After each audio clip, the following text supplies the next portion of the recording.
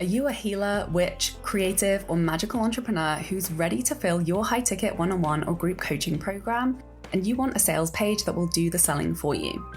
Maybe you're tired of having a calendar full of sales calls and you want a sales page that can clearly articulate your offer and guide interested clients to feel ready to buy without needing to talk to you first. Maybe you already have a sales page and people are clicking on it but not reaching out, and you want to feel clear on what to say and what not to say to turn interested people into actual buyers. Having sales pages for my offers has led to filling a high-ticket group coaching program with 10 clients at $1,000 each while traveling on vacation for 2 weeks and launching using repurposed content. Having 5-figure months from sales into my $5,000 evergreen mastermind with no live launching beyond daily social media content. Signing clients into my $17,000 private mentorship program with no sales calls. When you book my Cosmic Sales Intensive, you'll walk away with a full, clear, compelling sales page for your high-ticket offer that will attract ready-to-buy clients and that you can continue to make sales with for years to come. Clients who have been through this offer have created a sales page that went on to sell out a high-ticket relationship coaching mastermind, had 20 applications within 48 hours of publishing, sold several $15,000 private mentorship packages, and even had a 6-figure launch with the sales page and content strategy we created within just a few weeks. Stop losing people with fluffy language that sounds the same as so many others in your industry, and clearly articulate why your work is worth $5,000 to $10,000 plus, even when you sell things like astrology, human design, breathwork, mindset coaching, or energy work. Book your Cosmic Sales Intensive now at withsarahmac.com or via the link in my description. What's up? This is Sarah Mac and welcome to Creative Magic Club. Together, we'll discover inspirational stories of creative entrepreneurs living out their dreams, doing the work they are most passionate about, and building wealth in magical and fun ways. While building a 6-figure income as a writer and coach, helping other women to launch their dream businesses, I've connected with so many incredible people and seen it proven again and again that you can thrive financially doing whatever it is you are passionate about. I'm here to share life-changing strategies for mindset, making money, and reaching more people with your work in a business and life filled with creativity, freedom, and fun. Hi, Sarah Mac here, and welcome back to the Creative Magic Club podcast, the place to become a 6-figure creative by filling your high-ticket offer through authentic storytelling guided by astrology. And this is the final part 3 in my high-ticket marketing series. So if you haven't already, definitely go back and check out part 1 and 2. In part 1, I share my 5-figure offer high-ticket sales script for coaches and creative entrepreneurs. And in part 2, I share how I built a high-ticket client attraction system using my astrology chart.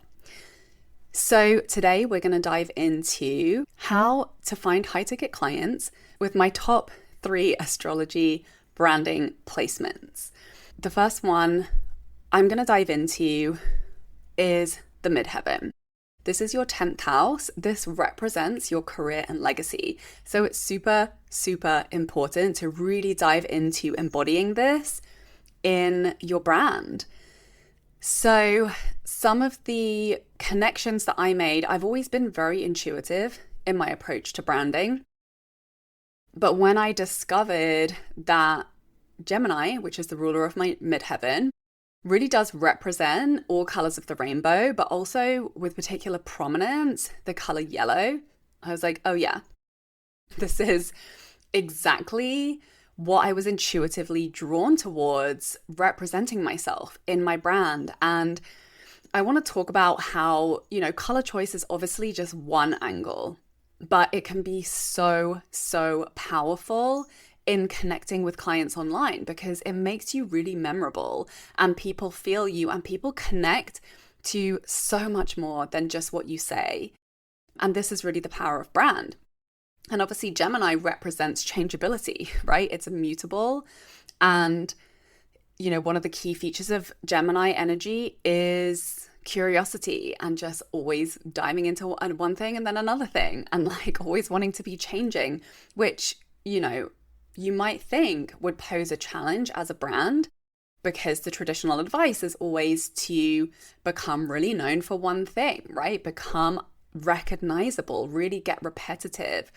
and be really clear in how you are establishing your reputation and what it is that people remember you for. But I'm going to talk a little bit how just trusting what came intuitively to me has really worked for me and really worked for my brand, despite regularly changing and pivoting and shifting. So ChatGPT can be a great place to explore some of the key themes and colors and aesthetics. Obviously, Pinterest. Definitely go back and listen to episode 249 with Leah Vanderveld from the Cosmic Style podcast. She shared some really great wisdom on using astrology when thinking through your brand and your visual style. That's really her zone of genius. It was such a great conversation. And then check out her Pinterest boards because she's made some for the astrology placements. My relationship with astrology came into business several years after I'd already been making six-figure years in my business. But it really gave me so much evidence as to why following our astrology chart strategically works for us. I've always led from my intuition in my business, and our intuition is just, it's always right. It is the fail-safe strategy that will work. And when it feels good, you are moving in the right direction. I wish I had seen myself for the intuitive genius that I am early on in my business, because I feel like the story that I tell myself a lot of the time is I'm just doing it because it's easy, and obviously following our intuition doesn't always feel easy, but it is going to be the path that is going to shortcut the struggle and it's going to shortcut the busy work, right? And I think I didn't have time for time wasting. I didn't have time for busy work. I didn't have shitloads of money to just invest up front in my business. So I was always just working with what I had. And I think really bringing the mindset that what I have available to me right now is enough. And so my very first photo shoot, when I figured I should probably get some type of professional photo done, I actually asked my friend Daisy to capture a photo for me. I think we did some type of a trade. She was living near where I was living at the time, which was upstate New York in middle of nowhere town, Middletown. I just put on the nicest dress that I had that I'd bought from a thrift store in New York. I drove over to her house. It was covered in snow. It was actually snowing. I think it was in January. For some reason, I always had the urge to do photo shoots in January. So I had so many winter photo shoots. And I was standing there in this little cocktail dress in the snow, and she snapped my portrait, and that became my brand imagery. And obviously I always wear bright colors. So of course there was a bright color, and I think I was wearing bright pink lipstick. So that really established my brand from the beginning. And we didn't do different angles. We didn't do costume changes. It took about 5 minutes, but I loved the photo and I love being outside in the snow. So I feel like I want my brand to just be an authentic representation of me. I felt that is really a big part of my brand vibe and my brand style. And I think that in part is what has made it so easy for me, is because that is really a big brand value for me. So knowing that, having done that work to connect to that truth, I knew that whatever I was capable of in the moment, whatever I had available to me, whatever locations or clothing genuinely inspires me, that's enough. And then the same thing happened again. It was my same friend, Daisy O'Brien, and I decided to do another photo shoot. It might have been a year later, also in January. And I was like, hey, let's travel down to the city and just capture this phase of my life. This is where I'm living. And obviously I thought I was going to live there forever when I lived there. I've now come to the understanding that I move a lot, now that I understand that I have a Sagittarius 4th house with Uranus in it. And again, I just grabbed my favorite clothes that I felt looked the most presentable, that were the most colorful. And one of those outfits was my pink shirt with a bright yellow wool cardigan. Again, both vintage pieces. I got them both in New York.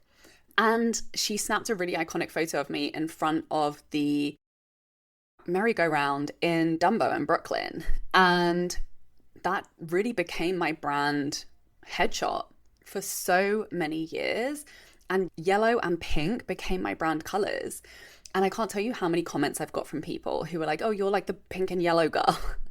And they were just really striking. And they were really striking in my thumbnail. They would stand out to people. And for people who love color, somebody called me a color witch. And I was like, oh, I feel so seen. But I resonate with bright color. I love it when people wear bright colors. I love it when things are bright colors. I love it when I wear bright colors. So I naturally gravitate towards bright colors. Same conversation that I was having a few episodes ago about pitching to other people's podcasts. Same thing with brand language, right? When you use certain bold language, you're instantly going to attract people. Same thing with if you are into bold colors or, very particular aesthetics. If you really lean into that, whatever your aesthetic is, you are going to resonate with people who resonate with that. So it's just a power tool for creating instant connection with people. Like, I immediately love people when they're just dripping in color. It gives you so much information about them, right? So I lead with all the colors, and people always comment on how I dress with so much color. And it's so easy for me to naturally represent myself in this way in my brand because it's how I live. And I definitely started wearing more yellow when I realized this had become such an iconic color in my brand. I was the pink and yellow girl. So I do wear this color combo a lot, but it just started from that place of authenticity. Like, I just felt good in it. And so I wore it, and then it really took root in my life. So the next placement that is really pivotal for creating an iconic and resonant brand that's going to give so much information about who you are is Chiron. So as you know, I talk about this a lot on this podcast. So if you want to learn more about Chiron, definitely download my free 5-part series, Cosmic Attraction Copywriting, where I really go in depth into understanding your placement. It's known as the Wounded Healer, and how to use it as a guide for emotional storytelling. Because here's the truth, it doesn't matter what you do with your brand if there's no emotional authenticity and real human connection. And this happens when people can get to know the real you. And the number one place where people hold back when they are representing themselves online, and the number one thing that you can hone in on to be making more connections with clients and making more sales, is that emotional authenticity and connection, especially when it comes to high ticket. Right? Like, these are the things that create faster connection. If you want more consistent sales, if you want connections with people who are dream come true clients, who get you, who are already sold by the time they reach out to join your offer, these are some of the things that when we really lean into them, it's going to make sales so much easier for you. And with high ticket, it's an absolute non-negotiable. People need to know and feel connected to who they are hiring. This is really predominantly the work that I do with clients, is to get them out of hiding. And it's crazy how much we can be showing up, but still hiding. And, I've been there.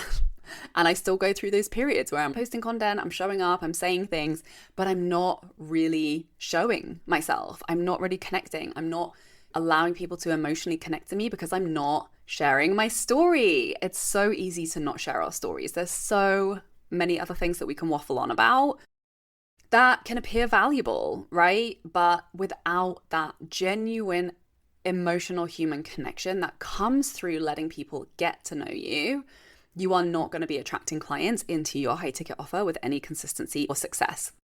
So how do I embody this? I tell personal stories pretty much every time I show up. And that is an intention for me. And sometimes I have to write it down to remind myself. I have to prompt myself because, especially with my son in the 12th house, and for all of us, our tendency is to hide, right? Because especially when we don't feel safe, because sharing our story, taking a stand for what we believe in, selling, it is vulnerable. So our natural inclination is to hide. So we have to put the systems and support structures in place to stop ourselves from hiding. And this never freaking goes away, okay? So this is a skill. This is a toolkit. It absolutely must be your number one priority skill set if you want to be attracting clients into a high ticket offer online. I make an effort to talk about my challenges and my insecurities as much as my wins and results, and my accomplishments at both ends of the spectrum are super important here. And, this doesn't mean I need everything to be going perfectly all the time.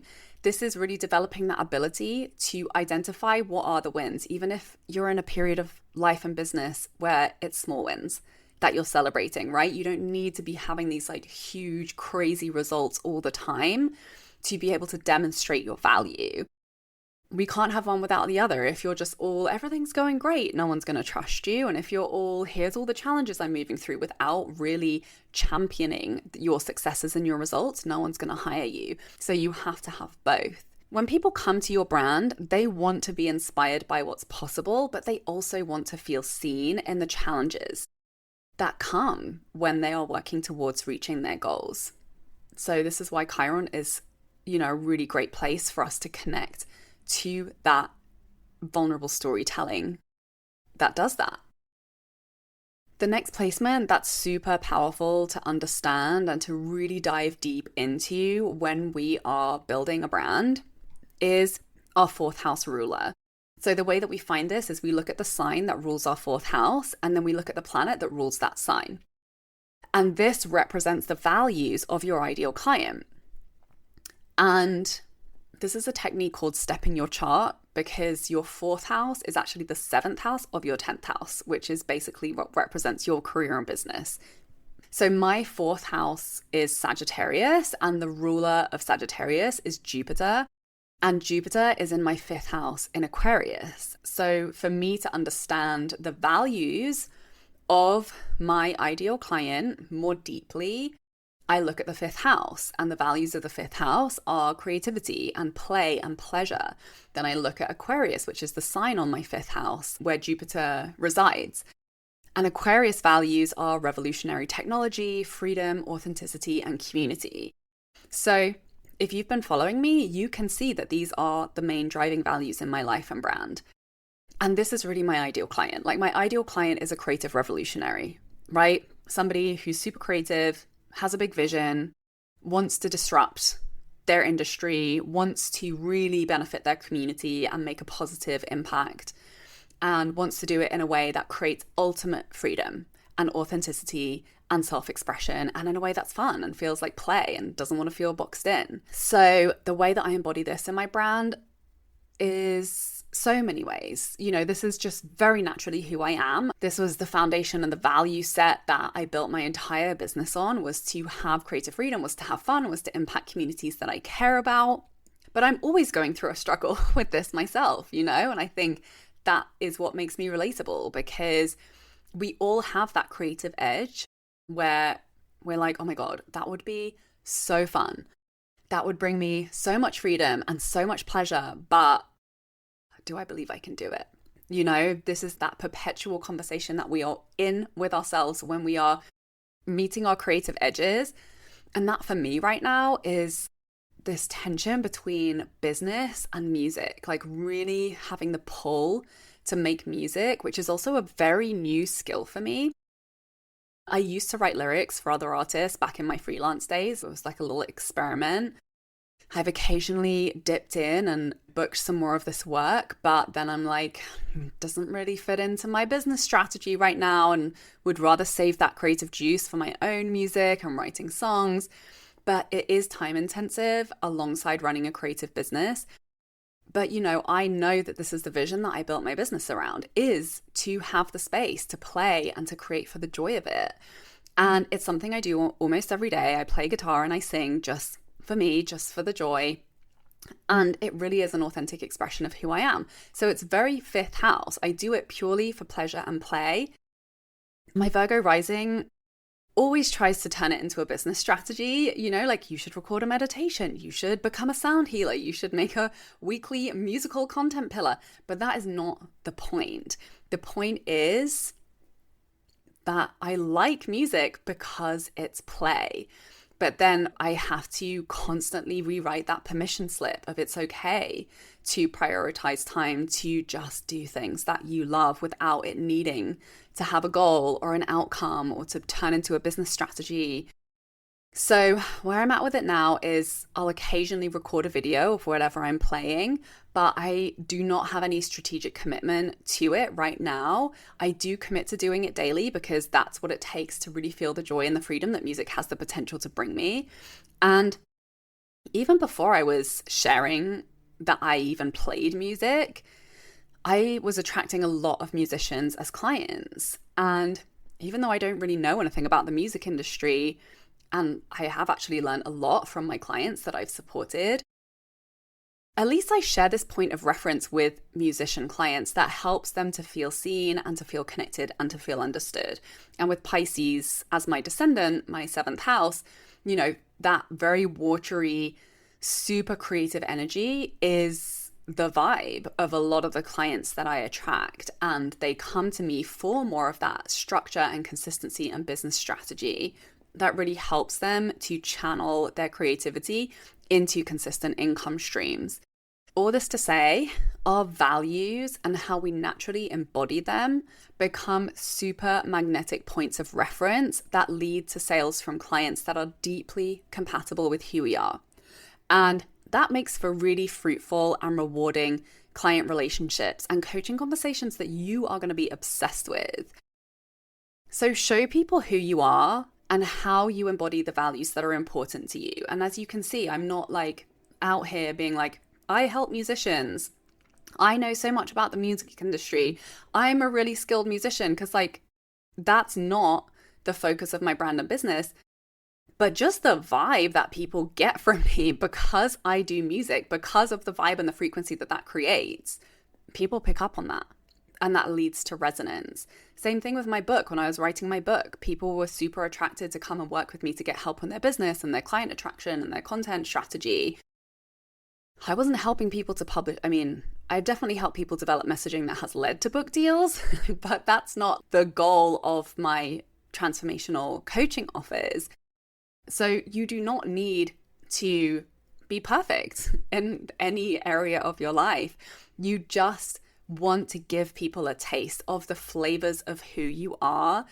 And the more authentically we can just show who we are being, that is going to do that. You know, we don't even need to be super strategic about it, but obviously these placements can really help us to pull out those angles or give us some ideas of ways that we can represent ourselves that really do show who we are at the core. So check your 4th house ruler for the values that are most important to your clients, because that's not only going to give you so much information about who they are and what they value, it's also going to lend you some specificity with the things that they are looking for actually in your work and in your offers. So for me, with Jupiter and Aquarius in the 5th house, obviously I attract a lot of creatives, performers, revolutionary leaders, community-oriented people with radical culture shifting ideas.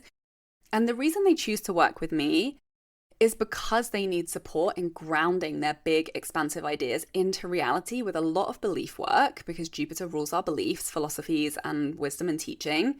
And we bring their vision to life through fun, pleasure-focused creative strategy, which is the only thing that is going to work for that type of client, right? Same for me. Anyone who's hyper creative, we cannot be forced into a box or into a rigid formula. It is just not going to work for us. So you can see how many rich insights we can get from this placement that can actually become really powerful pillars of our brand and the conversations that we're having in our content to really confidently lean in to make it so obvious who our work is most compatible for.